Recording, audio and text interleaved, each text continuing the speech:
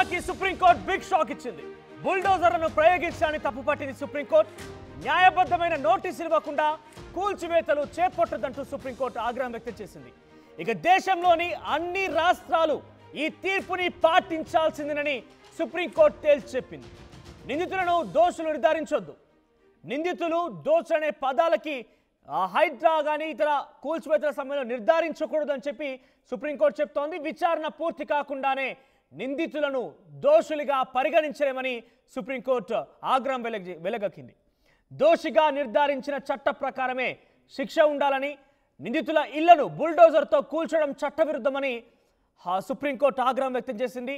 ఇక ఇళ్లను కూల్చడం అంటే నివసించే హక్కును కాలరాయాలంటూ సుప్రీంకోర్టు తన అభిప్రాయాన్ని వ్యక్తపరిచింది, ఏకంగా ఆదేశించింది. హైడ్రాకి ఒక షాక్ అని చెప్పొచ్చు. మరిన్ని అప్డేట్స్ సాగర్ అందిస్తారు. సాగర్, సో ఈ తీర్పుతో దేశంలోని అన్ని రాష్ట్రాలు కూడా పాటించాల్సిందే. సుప్రీంకోర్టు చాలా తీవ్ర ఆగ్రహం వ్యక్తం చేసింది. నిందితులని దోషులుగా చేర్చడం, కబ్జాదారులుగా పలుమార్లు హైడ్రా ప్రస్తావిస్తూ మాట్లాడడం, ఇటువంటి వ్యాఖ్యలు సరికాదంటూ కూడా సుప్రీంకోర్టు తీర్పునిచ్చిన నేపథ్యంలో ఈ ప్రభావం హైడ్రా పైన ఏ రకంగా చూపే అవకాశం కనబడుతోంది? ఎస్ మనోజ్, ఖచ్చితంగా ఇప్పటికే హైడ్రా కూల్చివేతల పర్వం అనేది ఇప్పటికే హైదరాబాద్ లో సంచలనం మారిన నేపథ్యంలో ఇటు సుప్రీంకోర్టు తీర్పు అనేది ఇక్కడ కీలకంగా చెప్పుకోవచ్చు.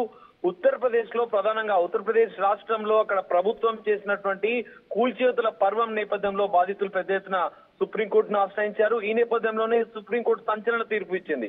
నిందితుల ఇండ్లు కానీ ఎవరైనా ఏ ఇండ్లనైనా కూడా నిబంధనల ప్రకారమే కూల్చివేతల ప్రక్రియ కొనసాగించాలి. 15 రోజుల సమయం ఇవ్వాలి, నోటీసులు ఇవ్వాలి. అంటే మున్సిపల్ చట్ట పరిధి ప్రకారమే నిబంధనల మేరకే కూల్చివేతలు చేపట్టాలంటూ సుప్రీంకోర్టు ఇచ్చిన నేపథ్యంలో, తీర్పు ఇచ్చిన నేపథ్యంలో కేవలం ఉత్తరప్రదేశ్ కాదు, దేశంలోని అన్ని రాష్ట్రాలు కూడా ఈ తీర్పుని పాటించాలి. అధికారులు కూడా నిబంధనల మేరకే, నిబంధనలు ఉల్లంఘించకుండా నిబంధనల మేరకే కూల్చివేయాలి. ఒక సామాన్యుడి నివాస హక్కుని మాత్రం ఖచ్చితంగా కాలరాయొద్దు. ఎలాంటి అధికారులైనా కూడా దీనిపైన చర్యలు తీసుకునే అధికారం లేదు. నివాసాలను ఉన్నపలంగా కూల్చివేయద్దు అంటూ సుప్రీంకోర్టు సంచలన తీర్పు ఇచ్చింది. నేపథ్యంలో మనం చూసుకోవచ్చు, హైదరాబాద్ లో ఈ మధ్య కాలంలో జరిగినటువంటి హైడ్రా కూల్చివేతల పర్వం ఎంతో మంది నివాసాలను ఉన్నపలంగా కూల్చివేసి అనేక మంది బాధితులను రోడ్డు పాలు చేసింది. ఈ నేపథ్యంలో హైడ్రా కూడా అప్రమత్తమైంది. దీనికి సంబంధించిన నిబంధనలు కూడా పాటించాల్సిన అవసరం. ఇప్పటికే హైడ్రాకు చట్టబద్ధత వచ్చిన నేపథ్యంలో హైడ్రా దీనికి సంబంధించినటువంటి మార్గదర్శకాలు, ఇప్పుడు బుల్డోజర్ ట్రీట్మెంట్ అంటూ పెద్ద ఎత్తున ఇటు ఇండ్లను కూల్చివేస్తున్నటువంటి అధికార యంత్రాంగానికి ఇది పెద్ద ఎత్తున షాక్ అని చెప్పుకోవచ్చు మనం. ఇప్పటికే హైడ్రా దీనికి సంబంధించినటువంటి మార్గదర్శకాలను కూడా పాటించేందుకు సిద్ధమైనట్లుగా తెలుస్తోంది. ఇప్పుడు ఏదైతే అక్రమ నిర్మాణాలు ఉన్నాయో వాటికి 15 రోజుల నోటీస్ పరిధిని ఇచ్చి చర్యలు తీసుకునేందుకు సిద్ధమైంది. సో మనం చూడొచ్చు, ఇప్పటికే సుప్రీంకోర్టు షాక్ ఇచ్చింది. ఈ నేపథ్యంలో, ఈ తీర్పు నేపథ్యంలో రాష్ట్రాలు కాదు, మొత్తం దేశవ్యాప్తంగా ఉన్న అన్ని రాష్ట్రాలు అప్రమత్తమయ్యాయి. ప్రధానంగా హైదరాబాద్, తెలంగాణ రాష్ట్రంలోని అధికారులు కూడా దీనికి సంబంధించినటువంటి నిబంధనల మేరకే, లేదంటే నిబంధనలు ఇక్కడ నోటీసులు ఇవ్వకుండానే కూల్చివేయడం అనేది డెఫినెట్ గా చట్టరీత్యా విరుద్ధం అంటూ కూడా మాట్లాడుకోవచ్చిన నేపథ్యంలో గతంలో హైడ్రా నోటీసులు ఇవ్వకుండానే డైరెక్ట్ గా వెళ్ళి కొన్ని కూల్చిన సందర్భాలు కూడా కొన్ని దర్శనం ఇచ్చాయి. సో ఇకపైన నోటీసులు ఇవ్వడం అని అంటే దాదాపుగా నోటీసు ఇచ్చిన తర్వాత అందరూ కూడా కోర్టును ఆశ్రయించి కోర్టు నుంచి స్టే తీసుకొచ్చుకునే అవకాశం కూడా ఉందనే నేపథ్యంలోనే హైడ్రా నోటీసులు ఇవ్వకుండా కొన్ని చర్యలు కూడా చేపట్టింది. ఇకపైన నోటీసులు ఇవ్వాలి అని అంటే కొంత అంతరాయం కలిగే అవకాశం ఉంటుందా హైడ్రాకి? అది ఎదురు దెబ్బ అని చెప్పొచ్చా?